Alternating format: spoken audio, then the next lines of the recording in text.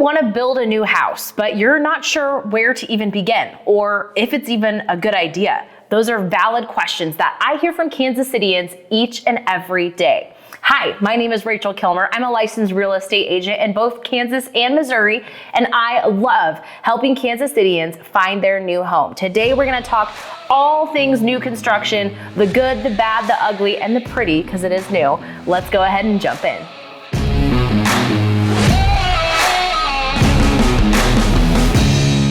Why should you consider new construction, or why should you not? There are a lot of factors that weigh into this really massive decision when you're deciding where to buy a house, what kind of house to buy. All of those factors play into that. Some of the great parts about new construction are obviously, hello, it's new, it's pretty, it's shiny, it's on trend, no one else has lived in it before. In theory, there won't be any maintenance problems that you could have. So that is the biggest reason that people want new construction. Another reason people like new construction is because it's customizable, kind of, to a certain extent, depending on what kind of builder you're working with. We'll talk more about that a little bit later on in this video, but you can make it more to your taste because you're involved in picking some of the selections, in some cases a few, in some cases all of them, throughout the building process. Another great reason to consider new construction is the neighborhoods. Typically, new construction goes into a new development, so it's a whole entire new neighborhood that they have provided a lot of amenities for. So you'll often see swimming pools, clubhouses, pickleball courts, walking trails, playgrounds. All of those kinds of things are often found alongside new construction. Some of the reasons not to choose new construction. So if you are thinking, I'm on the fence on this, I'm not sure, there's good reason to do that. The people that should not buy new construction are people that are not sure they're going to be in the house a long time. When you build new, you're spending more on new than what you would spend on a comparable resale because it's new. So if you buy a new house, build a new house, and then have to move within the first 3, even maybe 5 years, it's going to be really hard to get out of it with everything that you put into it. So if there's any chance that you might move in the near future, maybe rethink new construction. Another negative to new construction is that it can be stressful depending on how involved you are in the building process. There are a lot more decisions to be made, a lot more obstacles to get over, and it can be really time consuming. It can be a long year-plus process. So if that doesn't sound appealing to you, that's another reason to not consider new construction. The last reason that you might avoid new construction is the added cost of it. It is more expensive than a comparable resale, but there's also a lot of cash out of pocket that you have to come up with throughout the building process that you may or may not have to do with a resale. What I mean by that is most builders do require a pretty hefty earnest money deposit that is non-refundable that you put down at the start of the construction process. When you buy a resale house, sometimes you can get away with no down payment, 3%, keep it on the smaller side. On new construction, even if you're putting 3% down, sometimes they require that as a chunk right at the beginning of the contract, and not everyone has that kind of cash laying around. But even with those cons, there are lots and lots of people opting for new construction throughout the Kansas City metro area. It is popping up everywhere, but some areas you'll especially see a lot of new construction right now is more out in the suburbs. Areas like Lee Summit and Blue Springs on the Missouri side, also Liberty up north, you're seeing huge developments going in and lots of different kinds of builders flocking to those areas. On the Kansas side, Overland Park and Olathe, Lenexa as well are also hotspots for new construction. How the home building process works in Kansas City really varies builder to builder, but I'm going to focus on kind of the two extremes. One is the most common, and that is when you're building basically a spec home. So you're going into a model home in a subdivision where they have, look at our beautiful home, and they maybe have 3 different carpet samples available to you and 4 different wall colors available to you. And you're probably building with one specific builder that is doing that entire neighborhood. When that happens, they typically are building lots of quantity and maybe not as high of quality. And that is not necessarily a bad thing because it typically means they're on the lower end of the price range and more affordable. So these kinds of builders have pallets typically. So you walk in, you meet with the agent, you have your buyer's agent with you if you choose to. You pick a lot, you pick a floor plan. And so usually the lots, you have 20 to choose from. You might have 5 floor plans to choose from. And then you pick palettes. So like this palette might be the beige palette, or this palette might be the gray palette, or this might be the black and white. And then there's not a ton of customizations outside of that. So this kind of building experience is on the lower stress end of the spectrum, and usually the lower cost end of the spectrum as well. You make all of your decisions in that design meeting up front, and then you might meet with the builder or the listing agent 1 or 2 other times, but it's pretty hands-off throughout the building process. And in fact, a lot of these kinds of builders don't allow what's called a change order, which is when you change something about your selections. And if you do, there's usually a price tag to that, ranging anywhere from $250 to up to $700 per change order. That kind of end of the spectrum can be great because those developments are pretty nice usually. They've thought out the amenities, and it's a lot of new construction going in. So you're kind of growing alongside with your community. Things that I keep an eye out for in those types of neighborhoods is there a variation to the style of homes, the layout, the floor plan, and like the cosmetics, the paint colors and how they look? And is there a variation to the price range of the homes? You don't really want to get into a neighborhood where it's 85 of the exact same house that's the exact same price. Then you're not going to have the really nice quality maintained as long into the future as you are in a neighborhood where there are houses ranging in price from maybe a couple of $100,000 from one end to the other. The other end of the spectrum when you're building new construction is totally custom. So in this case, you are starting from scratch. So you are interviewing builders that you're finding through hopefully referrals from people you know and trust.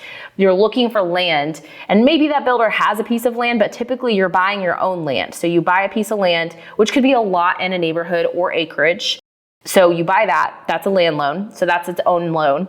And then you sign a contract with a builder and take out a construction loan. Either you do or the builder does, depending on how you guys handle the title of the land.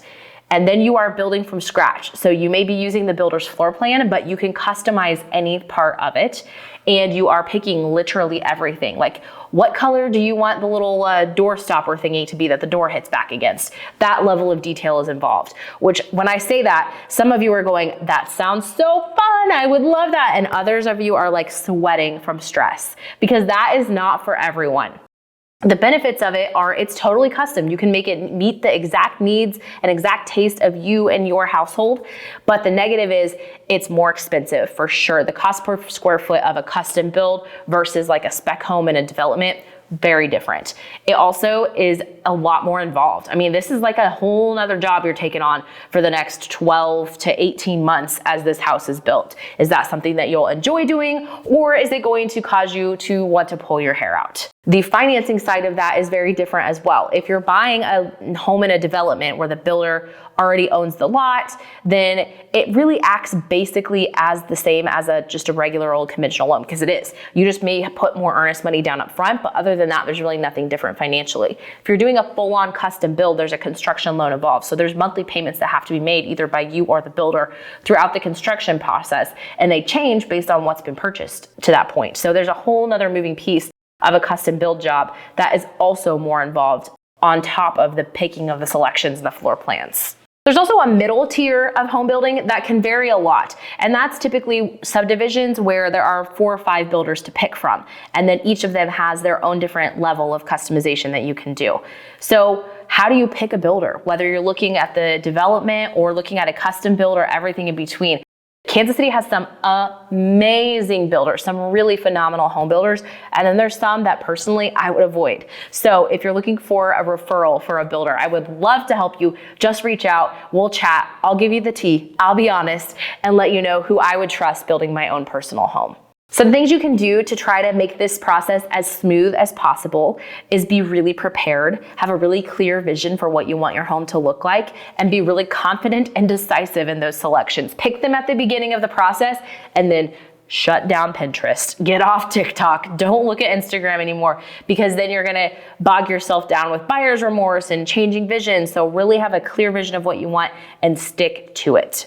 Another thing you can do to make this as smooth as possible is make sure that you're financially ready for it. Oftentimes buyers are approved for a lot more house than what they really feel comfortable with. So if you're doing new construction, it's probably not the time to max out your absolute top approval dollar. Make sure you have some money set aside so that if you decide to splurge for something that is more above and beyond what you thought you would, you're not already capped out at your max capability. The last thing you can do to make this go as smooth as possible, and this is a biggie, is try to relax and trust the process. If you are going over and checking that job site every single day and inspecting every single little nail, you're going to drive yourself crazy. These are humans building this house. So humans are imperfect. There are going to be imperfections. Even if you're in the million plus range, you're still going to have imperfections in your house. But when you see the finished product at the end of the day, typically all of those things are corrected over time or caught on what's called a blue tape walk, which happens at the end of the building process, and you can catch any cosmetic things that they didn't fix properly. But try not to drive yourself nuts throughout the process, really obsessing over every little detail, and trust that you did a good job in picking a good builder that has your best interest in mind. The last tip I can give anyone that's building a house is that you have to be flexible on your timeline. Oftentimes when they write a contract for a new construction, they write a month, not a date. So it'll be like July 2025 or like December of 2026. And there's not even a date on it because this is fluid. They're bound to supply a demand of materials, of labor, of people that can actually do the building. And of course, weather plays a huge role in that as well. Some trends that I'm seeing in the new construction area right now are some people are moving away from open concept and liking a little bit more kind of chopped up is a strong word, but like designated areas between their living room and kitchen specifically. It used to be everyone would have the dream of just like the kitchen that with an island that faced out towards the living room. But now I'm seeing a lot of people that are leaning more towards maybe even having a formal dining room and having some definition to those spaces. I'm also seeing a big transition away from gray back to the beige. Believe it or not, beige is back. It's in style again. And we're also seeing that change with kitchen cabinets. We're moving away from the painted cabinets back to the stained cabinets. So that's just how it goes with trends, right? As soon as you fix it in your house, then the trend changes again. But that's what I'm seeing again in all price ranges, for everywhere from the 300,000 range to the 1.5 million range. We're seeing a lot more beige and a lot more stained cabinets. A lot of home buyers are putting a big emphasis on their outdoor living area and making this part of their new construction process as well. So having the builder build an outdoor kitchen or a patio or a pergola that covers the patio is becoming a big part of the new construction process. I love that. I am a sucker for a great outdoor living space, and we're seeing a lot of it.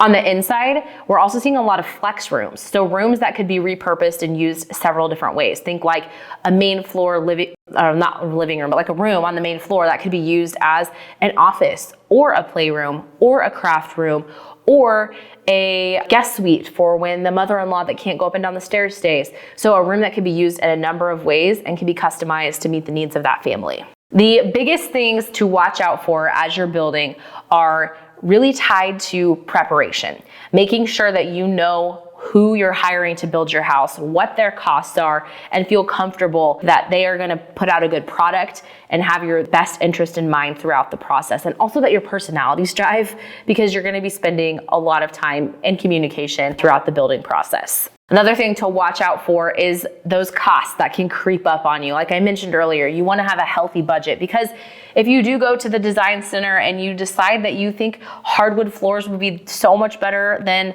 luxury vinyl, but I didn't budget for it or it's not allowed in the contract budget, then that has to come out of your pocket. So be prepared that I have yet to see someone go through the building process without upgrading one thing. Like you're just going to, just trust me. I mean, that's why you're doing new construction, so you can enjoy it and love it.